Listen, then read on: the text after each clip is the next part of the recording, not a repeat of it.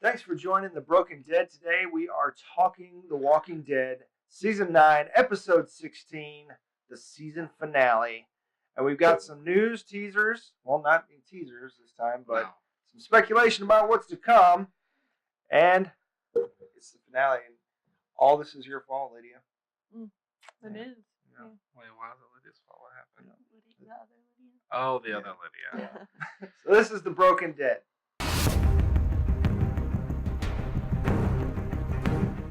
What's up, guys? This is Dylan. And I'm Lydia. This is Quin. And once again, we'd like to say thanks for joining us on YouTube or podcast, and hello to all our new watchers and or listeners in the States and internationally, and a special thank you to those who are returning. If you want to keep the conversation going or support the show, you can, of course, comment below, or you can find that info in the episode notes or the website at www.broken.picturesno.com.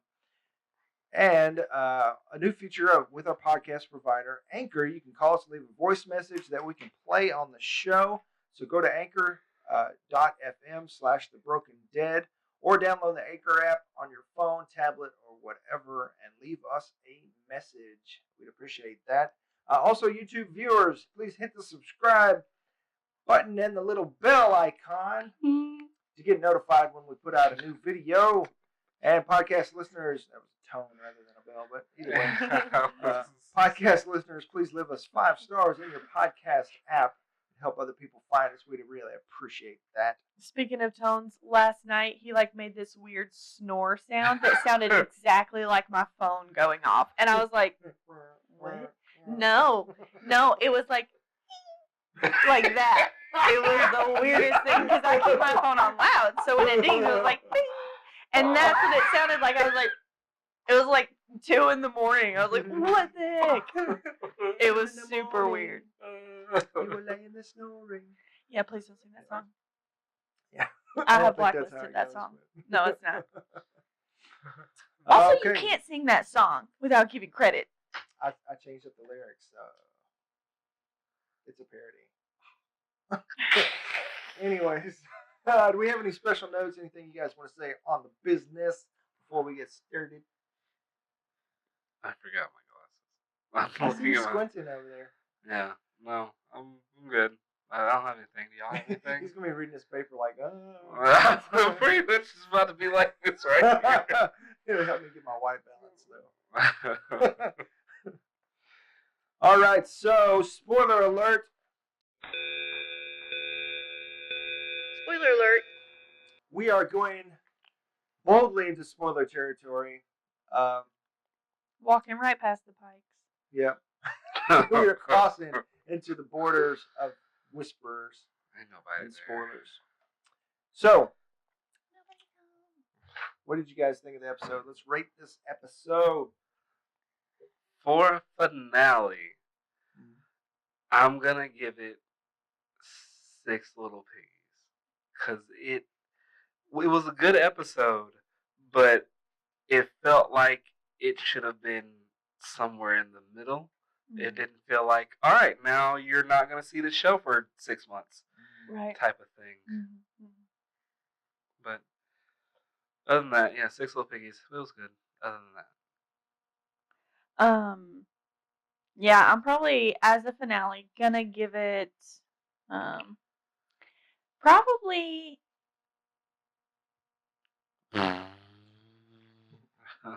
This many. Yeah, probably 7 out of 8 whispers not home. Wow, 7 out of 8. Yeah, I really. The whole thing. I enjoyed it because it's something that we haven't seen. 7 sounds bad, but 7 out of 8 actually sounds good. It's misleading, it's like actually, this episode.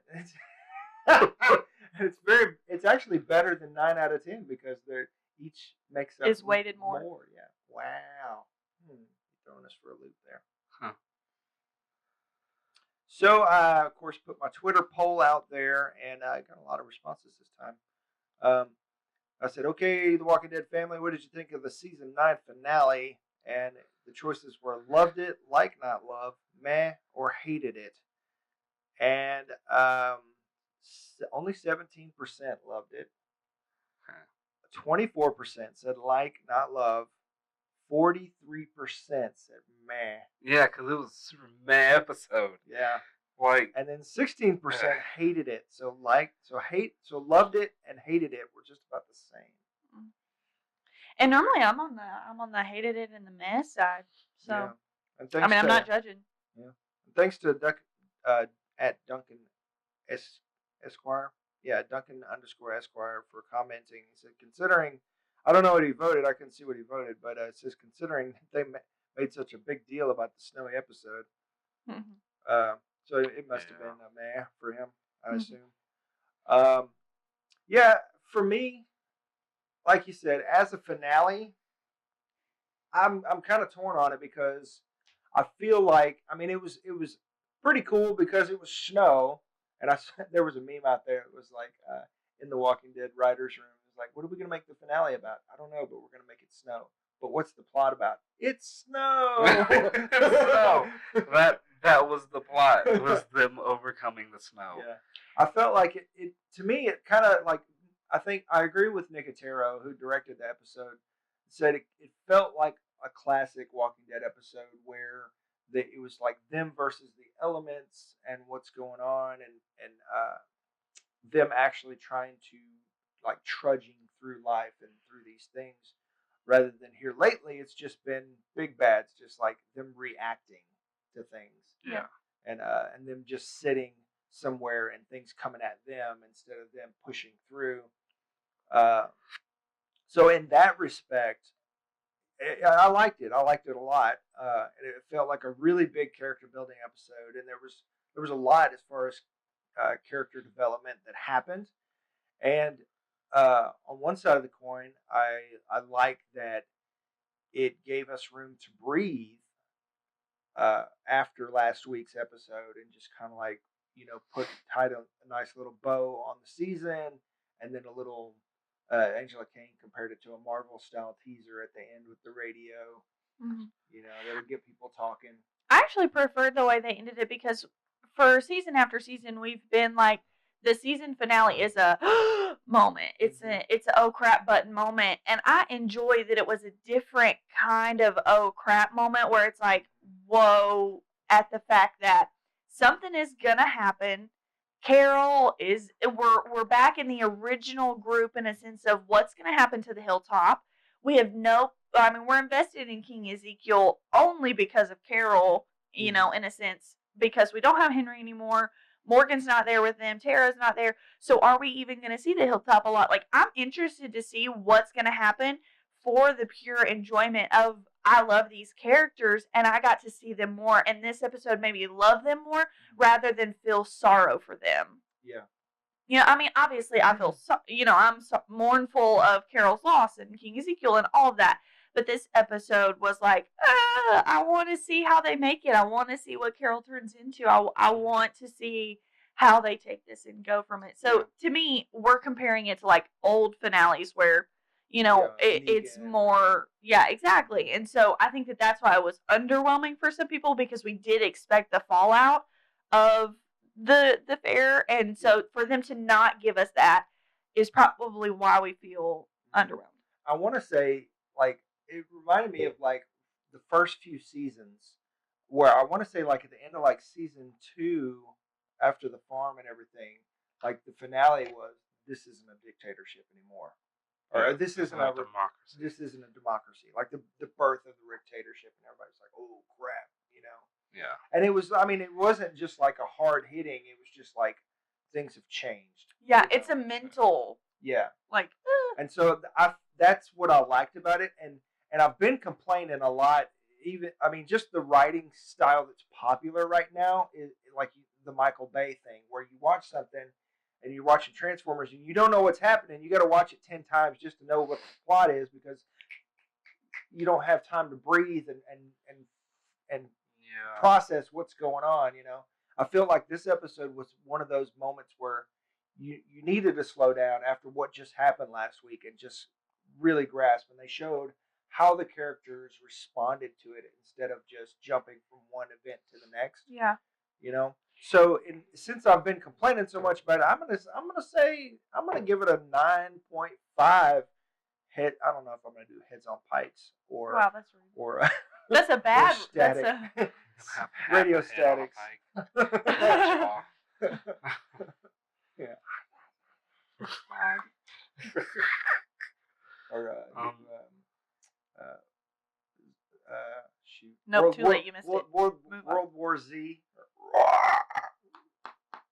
Like the hard On Earth. Yeah.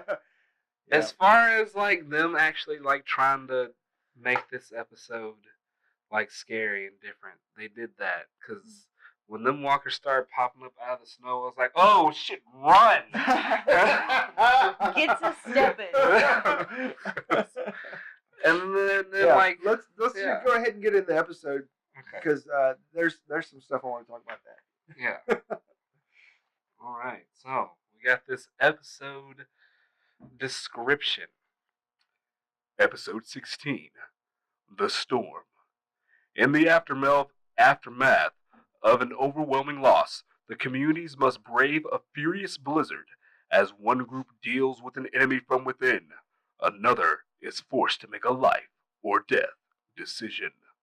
So after MILF, is that what Carol is now? An after MILF? Don't. That disgusted me. Because she don't got no kids no more. Yeah, it's. Oh man, sorry. You should apologize. It's bad. It's like I can't help but laugh at my own jokes. That's what makes it worse. Like I can never be a stand-up comic because I'm just laughing. Like that's so funny. Why aren't you guys laughing? Because we hate you. No, I'm just kidding. All right, so story points. We've got a couple little storylines. I mean, everything was. I mean, the main. Of course, we got the main storyline where they're trying to move the kingdom to the hilltop safely through the snow and everything. And then we've got Alexandria trying to survive and huddle up and everything. And they got the explosion in the. I wish I'd have gone back and done the Eugene Decoded. Eugene Decoded. Eugene Decoded. But basically, it's there's the fireplace or the chimney is stopped up because of the weather and everything's frozen up, and so none of the heat or the smoke is getting out, and it built up and had a little explosion there, which is a real deal. Yeah, that's what chimney cleaners are for. Right, exactly. That's what chimney cleaners are for. Did you not think about this? You've been preparing for the winter. Nobody said. Yeah, exactly. Nobody said, "Hey, we should probably clean these chimneys." It's been probably 10 years or something since somebody up on the roof. Well, I mean, maybe they use them every year, but just because it does get. Okay, so then they should know that they should clean it every year. That's true. It seemed like a weird plot hole to me. I didn't enjoy it. It purely was for the fact of moving things along. It wasn't based in reality for me. I didn't like that. It felt a little forced. Maybe they just forgot to this year. I mean, Eugene's been busy with the radio, so he might have just. And busy with love quadrangle. Yeah, Negan called out the quadrangle. That was great. I really like Negan this episode. That's what they were asking for. Yeah. So you want to go ahead and talk about that storyline? Yeah, because that's really fun. Yeah, father, not the father. Oh my gosh, Negan's hilarious. It was like the stand-up Negan moment. Like he's like, "I'm out, guys." Oh, and then he's like, he just reminded why Jeffrey Dean Morgan's just so good. Yeah, that's really what he did. Like that. That's what saved the episode for me was Negan, but. I feel like now Michonne trusts Negan. Yeah. Yeah. And what was interesting, like, and you want to talk about like what wasn't realistic to me. What wasn't realistic in that is that he was the only person who went after Judith. No, like Gabriel, Eugene. No, I understand. But they all have other things to think about. They all have Rosita to worry about. They all have a duty. They all have a duty. Well, in a blizzard, honestly, sound doesn't carry. Yeah, that's true. And he was right next to her, but still, somebody else was right next to her too. And they said, "No, don't leave." They literally said that. as they watch her like disappear. No, I'm talking about like Gabriel yells to the rest of the group, "Don't leave!" Like, hey, we can sacrifice Negan to go get her, but we can't. But if we're sacrificing Negan, then we're obviously sacrificing Judith. Yeah. By association. Michonne should have been there to take care of her kid. Okay. It's like, where was RJ? Like, why do they keep splitting RJ and Judith up? That's what I don't understand. Oh. They keep like. Oh, he was there. He was in there. He was there. He was playing with snow and throwing snowballs at everyone. No, right. I'm saying, why wasn't he with Judith's group in Judith's house? Because he was. Mm-hmm. Yeah. So who carried RJ? Somebody maybe else. That's why he didn't get away because somebody had it. Well, duh. You gonna let a 4 or 5-year-old trek through the blizzard? It's a 6-year time jump. He's 6. Well, 5, 6. Anyways, that's not kindergarten age. Yeah. I had something to say about all that. But he's a grime, so he's like basically an adult now. He's a grown man now. Yeah, he's a grown man, RJ. Where's my revolver? So, yeah, to me that was like the unrealistic part. Go ahead. So to me, it's not that Michonne trusts Negan now. Michonne is a very scale balanced person. So the way her like internal scale works is I owe you a debt, you owe me a debt kind of thing. Yeah. And she feels indebted to Negan now. He saved Judith. He didn't have to do that. So I don't think that Michonne necessarily trusts him, but she does feel that she owes him something. So she can at least, conversate with him. Yeah. I like the way Yvette Nicole Brown described her last week. Said that Michonne is like a computer. Like when she walks in, she's assessing. She's like, just like reading the situation. Yeah. Yeah. So I mean, yeah, I agree with your assessment about that. She's reading the situation. It's like, hey, maybe Judith was right about Negan. And one thing that Angela King, I didn't notice, but Angela King brought it to people's attention, was that the first time we saw him on the bed, he had his throat slit, and he was cuffed to the thing. But this time he wasn't even cuffed. They didn't even cuff him to the bed this time. So it's like he's already left and got out and came back, and he went and saved Judith and Dog. So that's going to help him with Daryl, even though that's going to be a big issue with him and Daryl. That's going to be a rocky road just because Daryl was imprisoned by Negan. Well, yeah, that, and he was when Daryl stood up and tried to fight back, that's what got Glenn killed. Yeah. So I don't think that just saving a dog for Daryl will. Yeah, but I mean, I'm just saying it's a beginning. It's going to be a rocky road, but it's going to be a super rocky fun road. Yeah. Mm-hmm. Yeah. But it'll be interesting. I mean, maybe Daryl and Negan go hunt Beta or something. Maybe that's why I enjoyed this episode to me, because it felt like we were getting to see that rocky road again. Like for so long, it's been jump to event, but this time we got to see, like Nicotero said, that nomadic mental process. Like we've been seeing even them mentally jump from event to event rather than walking through it with them. And this episode, we got to walk through it mentally with them as well as through the episode. It was really great. Yeah, even though this was technically another time jump, and last week you had said, if we get another time jump, I'm going to be upset. Yeah. But the way it was done, the way it was handled was better than expected. Yeah. I wouldn't say that I loved it, but it was better than expected. Mm-hmm. It's difficult for me. I'm glad that they showed, Carol upset for the loss of Henry. I needed to see Ezekiel upset for the loss of Henry just a little bit more, because right now he is now mourning his loss of Carol, the kingdom, those things.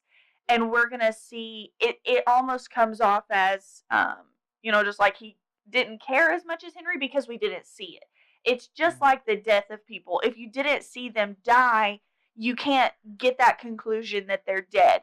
If we didn't see King Ezekiel mourning it. If you don't see them die, they're not dead. Right. It doesn't make that connection. Yeah, exactly. And so I needed to see King Ezekiel break. That was a breaking moment for King Ezekiel. But okay, wow, I lost everything, but it was over a stretch of time. Yeah.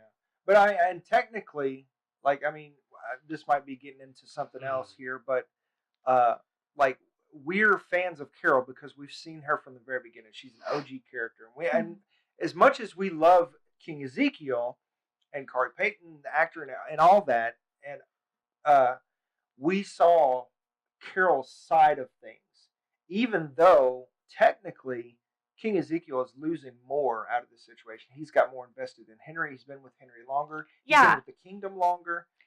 This is just a blip on Carol's radar, you know. Yeah. This upset me because Henry was King Ezekiel's son. Yeah. He cared for him, but in a sense, it was Carol's like stepson in a way of like, hey, she came in after the fact, after King Ezekiel had already established that he was caring for Henry. That was established. He had been Henry's acting father, you know, and Carol came in on the latter half of that. And so to show the loss that Carol has feels like you're only doing it to propel Carol's story when we should have just seen it as a unit first. And so that's why I was upset about the time jump. And I mean, they did it well. It was good, but I think it really could have been great. Yeah, and the whole Ezekiel Daryl moment, like where I mean, of course he comes off as like, you know, hey, that's my woman, back off. And then, but the moment where he just is honest, he's like, look, man, I'm not trying to be the bad guy, and I appreciate the humanity that Corey Payton put into that to make him like, look, man, I'm really struggling here. Can you help me out? But it took me watching. She's got her hand raised. It took me watching an interview with Norman Reedus to understand Daryl's point of view, which was not really the best situation, because the way Daryl handled it was just kind of like, you know, what does she want, and walked off. And that was almost like the current environment, pop culture was like, oh, it doesn't matter what you want. It's all about her, you know. Even though, you know, he's going through it and he's losing her, she's leaving him. She's not really losing him. She's choosing to leave him, you know. And her mental health and all this stuff, and we're not really focusing on Ezekiel, but for Daryl to say that and just not answer and walk away came off as really cold to me. But then Norman Reedus said, you know, he's not trying to be rude. He just is more concerned. He doesn't really know Ezekiel, but he knows Carol more. So something that would have completely changed this show for me, and I'm not trying to harp on a shoulda, woulda, coulda, but I do have to mention this just one time. Had Corey Payton, had King Ezekiel broken for just 2 seconds and said, I can't lose her too, would have made that moment for me. That's true. Would have made it so much more heart-wrenching, because we know what King Ezekiel has invested into this. We feel it. We know that, hey, I don't think can't. We feel it. That's the problem. I'm saying, had he done that, had he done that, it would have changed it. It would have made me feel that sense of overwhelming loss that just carries that. You know, I think that would have completely changed that scene for me. Yeah, because and the thing with Ezekiel, I mean, yeah, we're focusing on Carol's loss this week or this episode or whatever, but King Ezekiel, just his philosophy is like, yet I smile. You know, that he's gonna keep pushing through the pain, and he's not gonna show weakness. And you know, and even when he lost half his people to the sanctuary when they attacked, and I mean, he was like, that was his moment of brokenness, where he's like, I'm not the king anymore. And Jerry brought him back.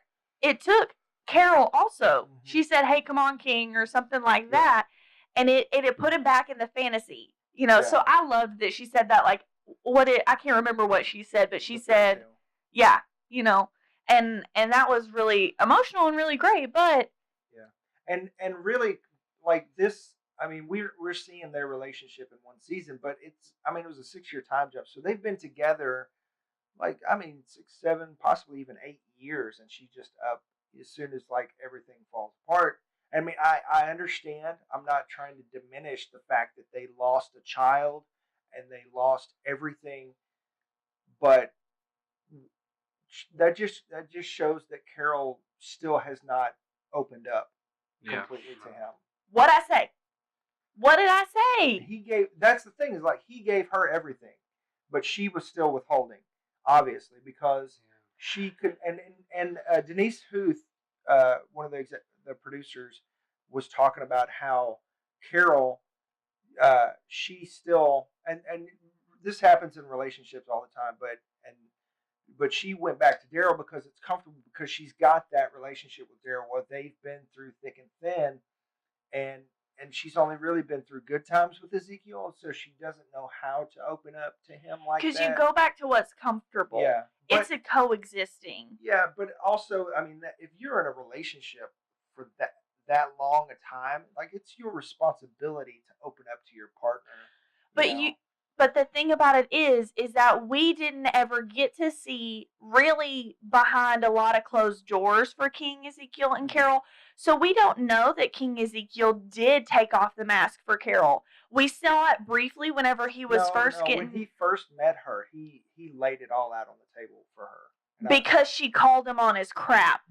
Not willingly. And mind you, we have not seen it since then where he speaks to her without the facade of the king. Oh, yeah. Like, I feel briefly, like... not like a lot, not enough for me to feel like... Since he lost half his people, I feel like he let his guard down, and the king thing is only like in name only, and he's still himself. I mean, I don't mean King Ezekiel. I mean, he's Ezekiel to his people, but his people still call, like, they respect that, the fairy tale type thing. Yeah. But I feel like since then, like the whole, and then with the other communities and all that, that is just not a thing anymore, really. Except that when he was with Daryl, you could tell. When he switched over. Yeah. It's still a mask. It's still a facade. To a certain degree. And I'm just saying that we haven't seen it. I'm not saying that it didn't happen. It's not his people. He doesn't know Daryl. Daryl's been gone for 6 years. Yeah, for some time. Yeah. Was he gone during the I don't think Scars? So. Yeah. During the Scars? I think he was still in the communities during Scars. Or he was in Alexandria. Yeah, at least. Yeah. That was probably when, yeah, because it showed him and Michonne still looking for Rick and everything. He said, I'm not going to stop. I don't know. I just think it's a two-way street. I don't think it's necessarily fair to assume because we didn't see King Ezekiel constantly being plain old Ezekiel, even with Carol. So to say, hey, she owes him that is not true for me. She owes. They owe each other. That is my point. Not she owes him any. That type of thing. That's not what I'm trying to get into. But what I'm saying is, if you are in a relationship with somebody and you want it to work, you have to open all those doors. You can't say, well, you're not allowed in this part. I agree. I agree in regular life. I agree in regular life, but this is post-apocalyptic relationships. We saw the... They weren't just together. They were married, and they were ruling. Yeah, I mean, this was like a marriage. This was a marriage. They were together for almost a decade, Yeah. Okay, now I'm going to say my thing. But no, I think like the beginning of next season is going to start how it ended with Ezekiel. It's probably going to show a bit more of that emotional side to him and then die. Yeah. Like very first season. So that's my thing. It's like, why do that just to kill him? So we can see, and then you have that closure and know exactly where his mindset is before Alpha cuts his head off. But it's like, my thing is like, if we're just going to focus on Carol's side of it, why not you should have just put him on the pike. Well, to me, if like you weren't to let him go out as a broken person. But if you weren't gonna stretch it out. Yeah, they're gonna stretch it out. But also it depends on how they're wanting to excel Carol's, character arc. Because if they're not wanting her to just lose it and go freaking crazy, then they had to break it off because she has to know, like, hey, that was someone who I did love. I don't love it. Like, we had to see them part. Otherwise, she has to go utterly crazy because if they were to kill King Ezekiel and them still be together and us still see the love, then she's gonna riot. She would have. Yeah, exactly. Yeah. And so if they're gonna keep her kind of like mellow and like a decent character arc, then they had to split them up. They gotta keep the reins on her. Yeah. At least until they're ready to set her loose. And she's gonna be upset. That's her friend. That's a former love. Like that's gonna take a toll on her, but it's not going to hold quite the same significance. Yeah. Which I guess it's just disappointing. Even though they are still kind of they're kind of showing Ezekiel and Michonne talking a lot more, so it's like Is this gonna happen? In No, comic book it ain't. thing? No. I don't want it to now. No. Yeah, exactly. Far too late. Exactly. It's it's almost like the original Carol Darrell shippers. I'm Carol Darrell, but like not like this. Like I don't want to see like. It's almost like you can like something without tearing something else down. It's like don't destroy King Ezekiel for that sake. I don't know. Have you the memes where that guy's like turning around looking like that's how I feel about this situation? Like Carol's turning around looking at Daryl, but King Ezekiel, I was original Carol Daryl shipper, but I think that they're great friends. I think that they should stay friends. I'm no longer shipping them. Second she said, "Okay, Pookie," that was it for me. I'm like, no, thank you. Please don't give me this. And that was like the beginning of the season, right? When she called him Yeah. or something like that. Yeah, no, cool. All that. Yeah, it's that moment's past. Oh, there's so much that's gonna happen next season. Yeah. Like Ezekiel's probably gonna die. Yeah, even I want to say Angela King was talking about, or it was in an interview. They were asking her about like Ezekiel and all this kind of stuff, and she was saying, like basically just saying without saying, like going without going, I guess. Which is kind of like I think why he gave the ring back to her. It was like a callback to the go without going type thing. We'll see how that plays out, but so I mean they're still technically together. She kept it, but anyways. Michonne's leaving. Yeah. But yeah, so Angela King said something to the effect of we're going to see how this affects Ezekiel and his arc. And it was almost like she had said before he dies without saying before he dies. So it was like, well, Kari Payton hasn't been like close-lipped about him leaving the show. Well, yeah. I don't think he's just outright said. It was a rumor that the writers had handed down his death, and that's why we thought he was going to be on the pike. But now that has passed, it's hard to say. I don't know. It is going to be magnificent. His death has to be magnificent. Yeah, I'm a super fan of Kari Payton and King Ezekiel. I don't want to see him go out. Yeah. As just like snuffed out, weak, and like if he doesn't get a Dale type death where it's just like literally gut wrenching. Yeah, too because soon. He's one of those moral compass people that just keeps the hope alive. Literally gut. Wow. Literally gut wrenching. Yeah, because he got his guts eaten. Yeah. I kind of I almost feel like he should have. I mean, Rick didn't die. Like almost kind of like a Rick type death where he goes out fighting everything. Yeah, that's what I want to see is like the king, like a King Arthur style. That's the only time we welcome Michael Bay-ishness. It's like explosion. That's what I want to see, like him holding the sword in the air and Jerry behind him, and Jerry can't get there in time. Please don't talk about it. I can't. Anyways, that's what I want to see, him going out in a blaze of glory. I do want to talk a little bit about Negan and Gabriel. So kind of coming back to Negan some. Don't forget that we had that entire episode around Negan and Gabriel being trapped in the trailer together. They have a history.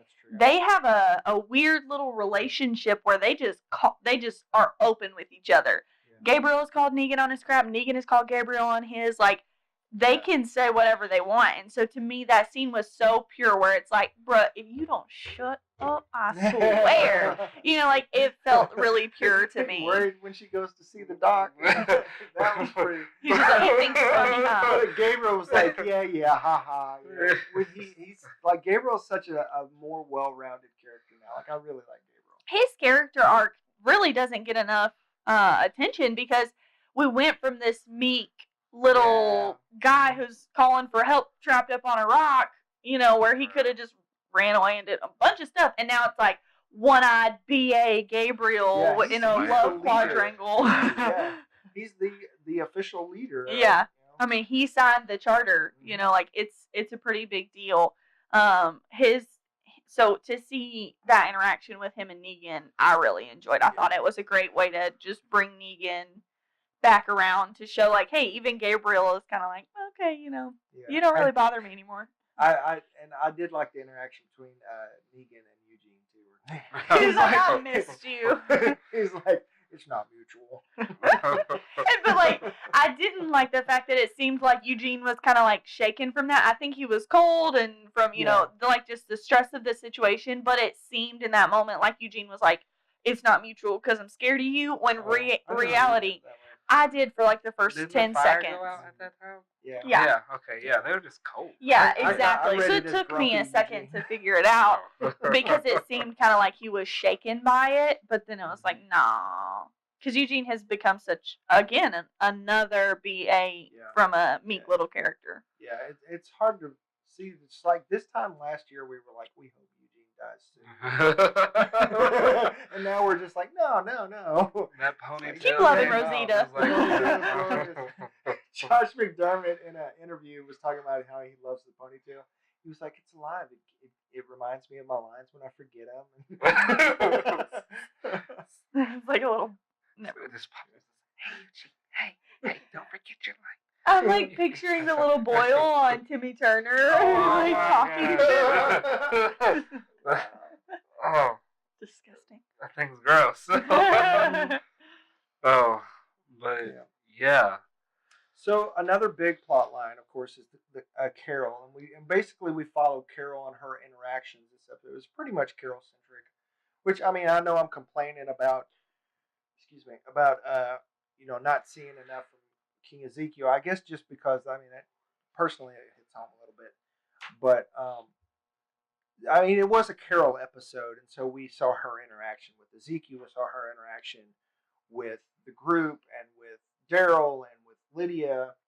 So that was what I liked about it too, because of course we're seeing with her and Daryl and them not necessarily rekindling, but just how she's struggling and she's opening up to him about what's going on, and then him trying to convince her that Lydia is a good kid, and her struggling just like an honest struggle. It's like every time I see her, all I see is Henry and everything that went down, and then for her to see how Lydia is dealing with it and offering herself to the Walker, which was a callback to the comic because that's how Carol died in the comic.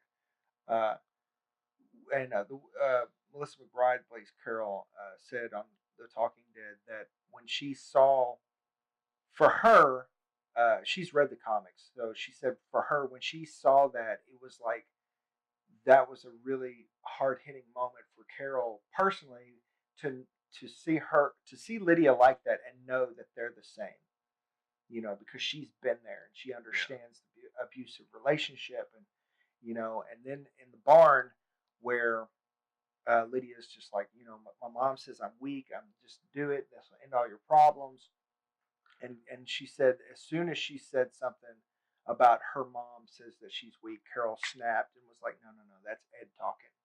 That's Ed talking. Yeah, and was like, no, you're strong. Come on, And I'm loving this relationship because that's what Carol needs, but it's also what Lydia needs, And I just think that's just such a sweet, really good arc right here. To me, it just really adds another layer to the character that Carol is, because she's always a mom. Mm-hmm. That's when Carol loses herself, is when she's not a mom. Some people just have they have a calling in life, like that is what they are meant to do. Every time we see Carol succeeding and doing well, within herself, she has someone and something to care for that really needs her. She needs to be needed. Yeah. She doesn't, she's not the whole I want to be wanted or anything like that. Like, she needs to feel needed. Yeah, and she's making a difference in one specific life. Or even like with Terminus, where she was fulfilling that function for the group. Mm-hmm. Or when the wolves attacked for the group, like that, she's one of those, she puts things under her wing and protects it. Absolutely. She's a lot like Rick in that aspect. Yeah, but I'd rather see Lydia just go.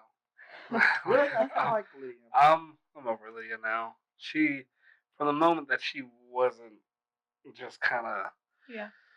she's not hardcore enough for me to like get invested in her character, I guess. Yeah, Mhm. because she's just like a watered down Lydia, and I'm like, I if I wanted watered down Lydia, I would go back in time and watch Enid when she first. So, so I'm just like, okay, whatever. I could see like her potentially being like the next Carol. I think she's got that It's the terrifying. elements, like the potential. Yeah. Which now everything's kind of like up in the air. I don't know what's gonna happen. I don't know how they're gonna die, who's gonna die where, and That's what makes me want to watch it, because it's such a mystery now. Yeah. You know, it's not something that I felt like I can call it. You know, I feel like I'm truly at a loss to really see and figure out what happens. I do want to mention that you brought up Enid. I loved the scene between Alden and Lydia where he's just like, like he went to the dark side of like, I hate you. You are dead to me. And the constant berating that she must suffer. And to truly feel like you don't belong to a group, because she didn't feel like she belonged with the Whisperers. I never belonged. Even hearing her own mother say, you were never one of us, is a big deal. And so to still continually hear that, I think really shows the dynamic between all of the deaths. Yeah, and I feel like Daryl and Carol, like it's almost like this is. I mean, I get it, but this is kind of what kind of took me out of like really cheering on Carol's story, is to see her jump from, okay, I'm going to be mom for Henry, and then partner to Ezekiel, and then just flip and jump to, okay, I'm going to be mom to Lydia and partner to Daryl.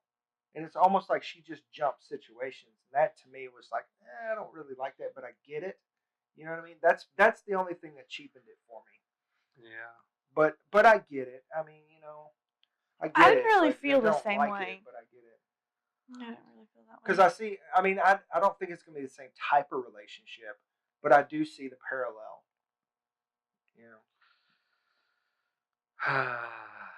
And the Kingdom as a character, like falling. The place? Yeah. Oh, okay, yeah. That's one thing that Melissa McBride was talking about on The Talking Dead, was that the Kingdom, and this was probably like one of the internet behind the scenes type things, I think.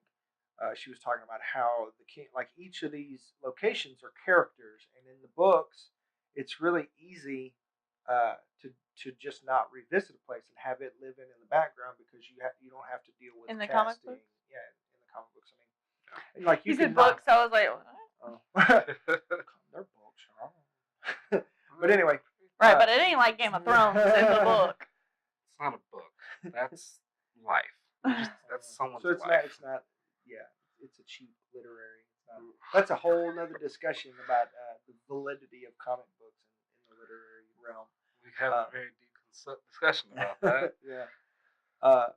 But as far as like, because I mean, you could show, like, you could have an entire issue on the Kingdom and then not revisit it for several issues down the month, 6 months or whatever, and then hit them again, and they're still out there, kind of like we're doing Oceanside right now. Yeah. But you don't want to do that with the Kingdom, because I mean, the Kingdom is such a big thing, and you've got Kari Payton and all these big people that live there, cast, that if you cut them loose for however long, they're going to go find another job, like Lauren Cohan, who, you can't get her back once she's gone and got another job, and you're having to deal with the story and all that kind of stuff. I felt like it made a lot of sense to cut the Kingdom loose and bring them to Hilltop and consolidate that thing, because that's one of the complaints ever since the New World arc started, was everybody just was like, there's just too much, just too many characters, too much going on. And that was one of our complaints last week, is that, you did the Pikes and you could have really thinned the ranks, but I felt like they kind of did that with the dropping the Kingdom out, except that one of the interviews with Nicotero, he was saying that he was down with it and everything, and they loosely explained like how it went away with fires and rot and all this stuff, so I don't really understand. But he was saying that Kari Payton was like why we got to lose the kingdom? I mean, literally, Alexandria burned to the ground. And they rebuilt it from scratch. Why can't we just rebuild the kingdom? So I mean, that he's got a point. So I don't know. Except that it feels right, to lose the kingdom. Cause, go ahead, Lydia. It also feels right for what Michonne was saying, when she's talking to Ezekiel and she's saying, hey, the reason they were able to infiltrate us is because we didn't know each other. So we need to come back together. We're spread too thin. The bridge isn't here. We need come on home kind of thing. So I enjoyed it it felt like it needed to move in that direction anyway. I felt like the writers were really giving a nod to we see the problems and we're fixing it. Yeah. Two things. First thing, was Hilltop abandoned? Because it looked like nobody was there when they got there. It did look a lot thinner to me. Yeah. Because even if when the first set of doors that they have where Alpha was kind of talking, the fence line that's next to that was fallen and kind of down. So I think that since Tara is gone and no one's actually leading that group, that they're just kind of living there. That it's not thriving like it was, is how I took it.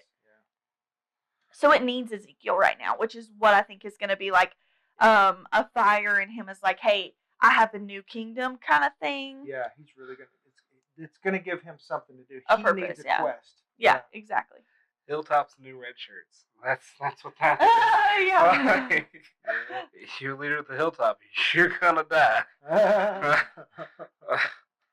Yeah, and that's gonna set up an interesting potential power struggle when you've got Ezekiel who's really stepped in and stepped up, and this is his thing to not have to deal with Kingdom and Henry, where he's gonna fill the gap because that's what he does. And then when Maggie comes back and wants to assume power again, and there's going to be potential power struggle there. One character that I'm sad that we didn't get to catch up with since we had a time jump was Earl. We didn't see Earl. We didn't see the baby.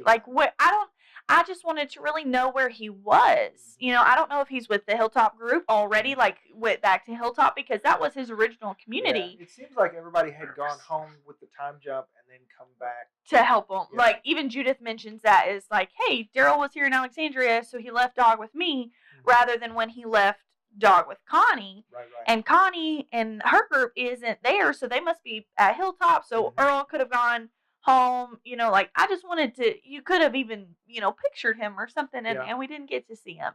So that was a little deflating at least, for when me. they came home, he could have been standing there with the baby. That would have been enough to just okay, Earl's okay. Check that box. Yeah, exactly, because we don't even know if he's alive at this point.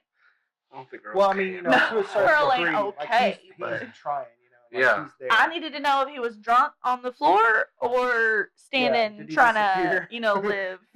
Yeah, we didn't get to see him, and I felt like I needed to see him. Yeah. So let's see. The Whisperers. Are you guys done with all that? Yeah. Cool. So the Whisperers, it was kind of jarring when they jumped to the Whisperers, and it almost felt like, okay, is this a different timeline? But they did confirm that this is the Whisperers. They have migrated because they obviously can't survive in the blizzard and that cold weather. Because that's what I was thinking the whole time. I was like, how the Whisperers going to be there? And then come to find out they're not even there, which is a whole nother story element for the kingdom, or not the kingdom, but for our people, to realize that they're not there. Are they coming back? Is this border, or still a thing? Do they realize that they're not there, or do they still think that they're there watching? I think Melissa McBride on The Talking Dead said our group is what? They're not even home. Kind of thing. Okay. So I think that they know. It sounded like she was talking through the lens of Carol. Yeah. Yeah. What I love the point real quick that Angela Kang made. She looked at it from a different viewpoint. If she said, "Hey, this isn't someone where we can get set up, we can put some tent on our cars and go blaze them up," kind of thing. We don't even know how to attack this group. We don't know how to counter attack. We don't know how to protect ourselves against this group. Like terrorism. It's like they're just in cells, just like all over the place. And you don't know if you've got them all. They're like roaches. Okay, are they like terrorists or roaches? Or terrorist cells are like roaches. Pick one comparison. My bad. I just kind of want them to burn the forest to the ground. I don't know why. I feel like that's the best option. Hey, that would be a great symbol of regrowth, because when you wipe it clean, it's a clean slate. All things that haven't been able to grow can grow. And that would be a really interesting element arc too, story arc, where lightning is struck and the forest is on fire, and they're having to deal with it's getting close to the kingdom, or not. I keep saying the kingdom. It's getting close to the hilltop, which I think is why kind of the kingdom is. They said the fire, so I think we're meant to assume.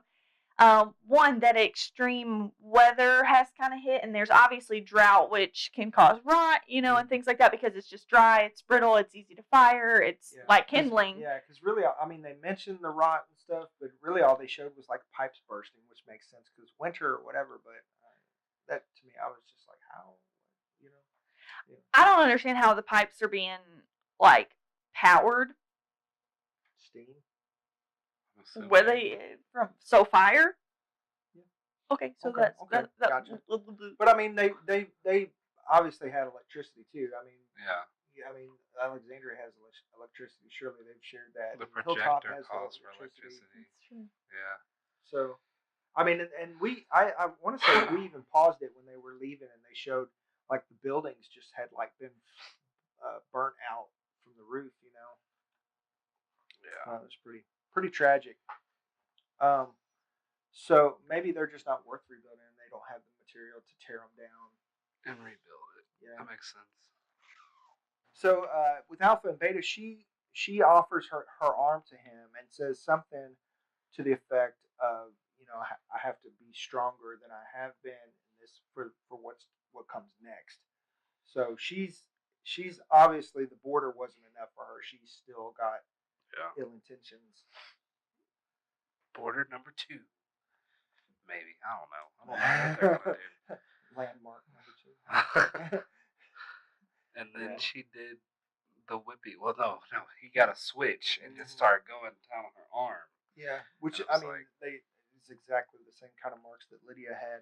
Yeah, I guess that's their punishment or whatever. It's expelling weakness. No, like I was like thinking about this like in the bathroom the other day. That's where I do a lot of my good thinking. And like, no, I always remember, what was the name of that movie? It has Tom Hanks in it. Not Angels and Demons. The Da Vinci Code. The guy that was like, was it Jude Law? Wasn't Jude Law. It's the other guy that looks like Jude Law sometimes. No, Ewan McGregor. Yeah, that one. Was it Ewan McGregor for real? Yeah. Wow. Yeah. Who would like do the punishment things to himself and like whip himself all the time? Oh no! Okay. No, you're thinking about in the Da Vinci Code, the original Angels and Demons was Ewan McGregor. Okay. Da Vinci Code, that was actually Paul Bettany, I think. Okay. That played Vision. And he was like whipping himself and everything, and he was like every time before he would say it's like I have to expel weakness and expel sin from my body. I was like, oh, that's what this reminded me of. Yeah, stuff like that. Silas is the character Paul Bettany played in that. Silas. Yeah, yes. He was that weird murderous monk. Yeah. I don't really remember that one. With the no melanin in their skin, albino. Yeah. The albino. So the snow was made from paper, wax, soap, foam, and plastic, and the set. You said soap. Soap, my bad. Not foam and soap. So like shaved soap. They kept saying suds, so I'm guessing like the suds flakes. Yeah. But anyways, the set was all on a set, and it was built at Pineville Soundstage in Atlanta, the same place that Marvel used. And it was literally a company called Snow Business. I want to say it was like Entertainment Weekly, like they opened their article talking about it. Was like there's no business like snow business. Yeah, it's pretty funny. And to answer a question that we had last week, producer Christian Egypt said that on The Talking Dead that after filming a few days in the fake snow environment on the soundstage, that you could actually see the cast and crew begin to feel colder psychologically. And Corey Payton also said that he felt cold even though he knew that it was just paper. So points to Lydia for being correct. Oh. That's my Bette Midler. Is it? Oh, okay. From Hocus Pocus. I was just like, she don't look like that. Except in obviously Hocus Pocus. It also made me think that we need to go to Halloween as Popeye and Olive one year. That face did? Yeah, I don't know why. It's because the stretch. Anyways, not necessarily the face, but the body language. Anyways, as I'm getting lasered to death with her eyes, let's talk about some Walking Dead news. All right, so last week, one thing that I missed announcing was that Scott Gimple had said on the Talking Dead that they would have a steady, quote, a steady flow of announcements through the rest of the year, and that 2020 is going to be bananas. That's what you keep saying. They keep saying stuff like that. It's gonna. Yeah, that was what Chris Hardwick said. He was like, "You're effing with me. Your announcement is that you're gonna have announcements." You're not wrong, Chris Hardwick. Yeah. You're not wrong. So the first half of season 5 of Fear has a story that has to do with the greater Walking Dead universe, and then halfway through there will be an announcement. Once I guess that story is revealed. Mm-hmm. So it won't be a spoiler. Yeah. And then, so season 10 begins filming in May, so next month. And then Michael Cutlitz is coming back to returning to direct another episode in season 10, as well as Andrew Lincoln is directing his first Walking Dead episode next season. Woo! So season 10 is getting packed. It's looking good. And there's a rumor, and I'm not sure how true this is. This is like one of the true facts thing or whatever on Instagram. Says that dog, while they were filming, he got sick from eating fake snow, and the owner got upset and doesn't want dog to return. Uh-huh. So possibly rip Daryl's dog. Unless they use different dogs. That's what I was thinking. Melissa McBride mentioned that it's, or Michael Cutlitz, I think, when he was on the couch after he filmed, because he talked about the dog, Oh, right, because it was new at that point. Yeah, like, it's a different dog oftentimes, because certain dogs know certain tricks and things like that, and so you don't, it's almost like you don't get enough close-ups to really tell details about him. But I wonder if they all have the same handler, and he was like, oh. That could be also true. That could, yeah. But I mean, if that's a thing, and we're just now hearing about it, but they start filming next month, then they've had time to look for a new dog that looks similar that's or true. Whatever. And we probably wouldn't even notice if it's not exactly the same. I'm sure somebody will, but anyway, I wouldn't. I honestly wouldn't care if they just made it a golden retriever. I'm just teasing. But anyway, this past week was, according to Norman Reedus in an interview, and this has been all over the place, Andrew Lincoln said that he regrets leaving the show when he did because it's gotten a lot better. Well, tough nuts. Like, isn't that everyone's biggest regret? Like, any actor, I think that's just like a thing that they say, because it's just like when a show... It's just like when a show actually does end and get canceled. Like, it was a part of you. It was a part of your life. It was such a long investment that obviously you're going to be like, oh, I wish I went over. Wish I didn't, like, duh. For sure. I'm pretty sure we would have loved to have you here. And you had that nice talk with Alpha. And you get in her face and give her that crazy. I'm like, yeah. You don't know. The head tilt. Then I think that's probably why she has a weird head tilt, is because he does kind of too sometimes. She prepared the character hoping that she was going to be dealing with Rick, and it was Daryl. She's like, man, nah, I just look like a crazy person. Their head tilts back and forth would have been something to, like, I would have memes for days. Yes. Yes. So this past weekend was WonderCon in California. I want to say LA maybe, or I'm not sure exactly. It might have been in Vegas for all I know. Anyways, a big convention, and there was a lot of Walking Dead people, and there was WonderCon, and then there was also another Walker Stalker Con in Germany. So there's a lot happening. I'm surprised more news hasn't come out with the interviews and the panels and all this kind of stuff. But Gimple, who was at WonderCon, as far as I want to say that's Anaheim. From. Thank you. He mentioned that there would be a major crossover event announcement for a crossover event, the announcement would be this week. And that was horrible. I think it was in the teaser. Horrible grammar. Don't do it. But what everybody is hoping now is not that someone from The Walking Dead will cross over to Fear, but someone from Fear would cross over to The Walking Dead. You mean Morgan's coming back? Right. Potentially. Come on, like Yeah, that 'cause ain't a it's basically crossover. Morgan's show at this point. Come back. Yeah. But another theory out there is that season 5 will be the last season for Fear, and they're just going to bring everybody to The Walking Dead. Because you didn't have enough characters. Yeah, but they do need more strong characters with everybody leaving. I would love to see like Strand. On the To me, Walking that's Dead. cheating, though. To me, that's saying, hey, I know you've got attachments to these characters because they were on their own show, but we're going to bring them on over here. We expect you to bring all your feelings with it. We want, we didn't have time for it, so we fleshed it out in this show that some of you didn't watch, but we're going to expect you to carry on all those feelings that we expected you to have. It's just a cheat to me. To a certain degree, yeah.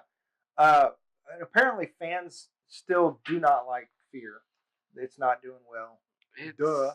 But apparently, from what I understand, Are you like current on it? Like, no, but watching it from way back when, I understand why The Walking Dead never started at the beginning of the podcast. Yeah. Because it is weird how a lot more like plot hole issues for me. That's why I didn't like it, because I was like, really? It never was really like a true spinoff because you didn't have characters until recently. And you didn't keep one character that we loved. We loved one character, and it was Travis, and you killed him.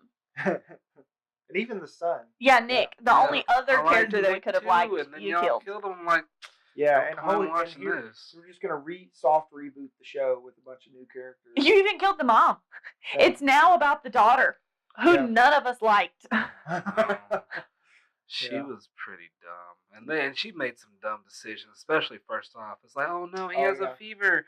He's my boyfriend. No, he has to come. I love him. No. What? You're on another boat? Come get us. We're over here. It was very like Carl-ish. When we beginning hated Carl. Yeah. Except she was way too old for that. Yeah, way too old. And it's the beginning of the apocalypse. Like, we're seeing you be stupid. Yeah, I mean, I guess it's some grace because it was the beginning of the apocalypse, but still, I mean.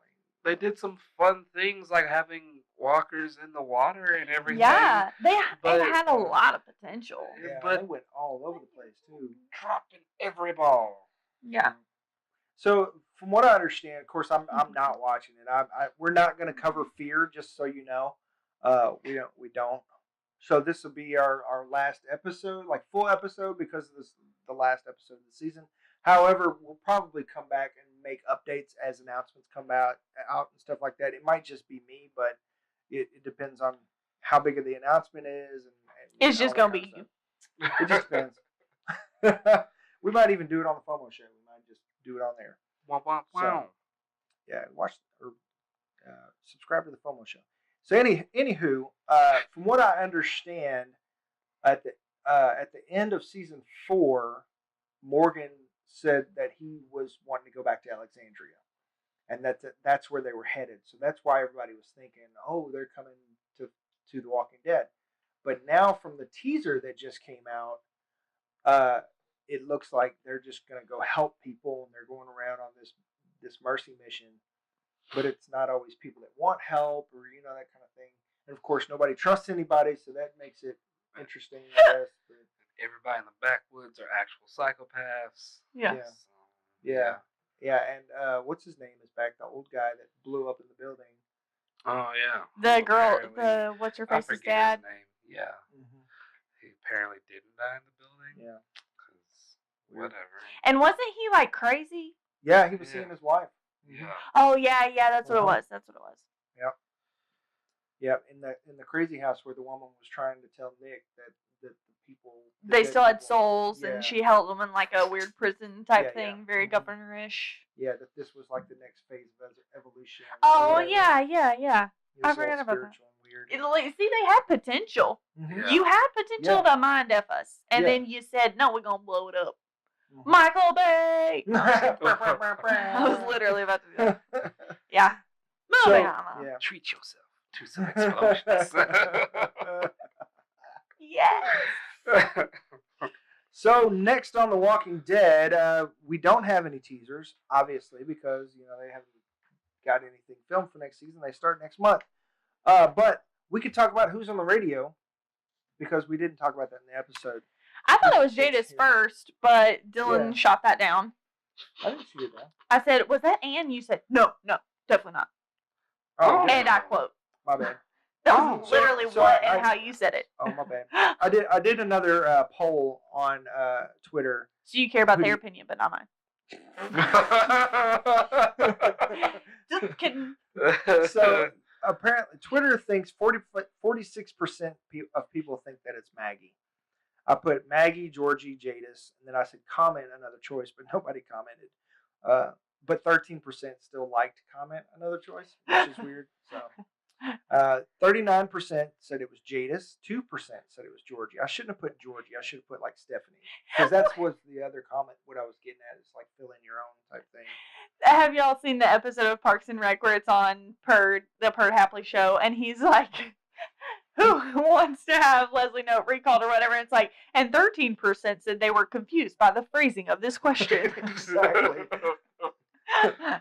But another thing is because of the fear teaser, they're putting up like a radio tower in one scene, and they're showing them on the radio in another scene. lot. Mm-hmm. So that could be the announcement. Is like that could be them on the radio that we're hearing. So it's Alicia. It could be Alicia. Disgusting. Yeah. I want it to not be any of them.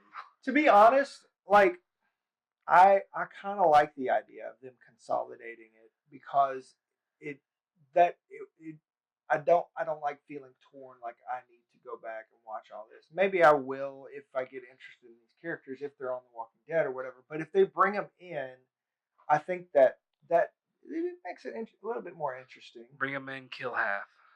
Agreed. Yeah. But yeah, keep the main one, the good ones like Strand and probably Alicia, because everybody's getting on board with her right now.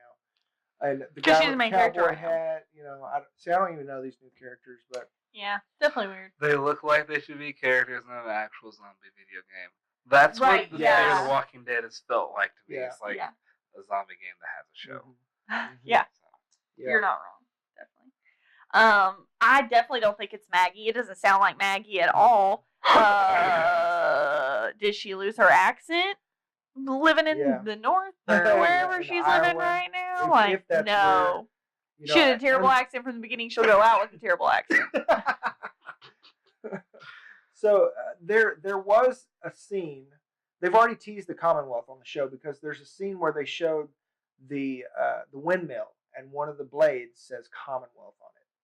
So potentially in The Walking Dead. It was like in the beginning of the season. And Do you it was watch like a different blink. show than No. I do? It was like a blink and you miss it type thing. So it's like going over stuff over the internet. This isn't in the internet. People call it. You don't think that was important to tell me? My bad. So it makes it look like Georgie is from the Commonwealth, even though it hasn't officially been confirmed. But if they're getting parts and all this stuff, Isn't Commonwealth a bad guy? They become one. Yeah. They're just, it's like, imagine millionaires that survive the apocalypse. They have their own secret militia the entire time. And after everything goes down, there's like, okay, y'all all stay over there. And we're just going to build our city and have actual guns and ammo and everything. That's why they had to throw the word wealth in there. But It's the Commonwealth. But it looks like a normal community where everybody still has normal jobs. You can still go to Starbucks and all stuff like that. So They got baristas. I just got an idea. Is it kind of like the same governmental type ideology as BioShock, where it's like we're going to go do our own thing? Not too far from it. It's Really? just not in a weird place. Yeah. What is BioShock? It's a video game. It's Yeah. amazing. I played all three. The first two were way better than the third one. But Yeah, still, third one was that. Yeah. First it two was gorgeous. All Yeah. Art Deco, and it was amazing. was. Big Daddy's Little Sisters. Moving on. Anyways, it was a great game. So their thing was like they were tired of government regulation, and they were like the rich people that didn't want to be handcuffed by the government through regulations, and they went and started their own thing out in the middle of international waters. In the Commonwealth? Ocean. No, in Bioshock. Yeah. Okay, well, we're not talking about Bioshock no more. Well, to tie it into the Commonwealth, from what he's saying, it's potentially the same thing where they're just like, okay, well, we don't have government to hold us back anymore, so we're doing our own thing, and we're in charge. And it's like if almost kind of what we're leaning towards today, where the 1% is in charge of the government and does what they want. So how? Everybody just lives their lives under them. So is Georgie a bad guy? Because she's a part of Commonwealth, or is she like the voice of reason in Commonwealth? There were some people saying that she is like the leader / chairman of Commonwealth, who is a lady that kind of looks like Georgie and wears pantsuits all the time. And glasses. Yeah, and she is kind of just the worst. So the probability that there's 2 pantsuit ladies with glasses are slim to none. Yeah, except that it doesn't really make sense for the leader of the Commonwealth to go hit the road looking for people. It's been 6 years. Well, we haven't seen Georgie in a while. Mm-hmm. So like Commonwealth could have just like really just got started up, and then with Maggie's help, like, it really exploded. And so everybody Georgie is like at Commonwealth, and Maggie took over the little nomadic kind of life and kind of took over Georgie's, which is they said in the letters, which is what could happen, because that's in a sense like Glenn's purpose was like to help and to grow and a new life kind of thing, and so which is basically what Morgan's doing on Fear right now. Yeah. Except in like a semi.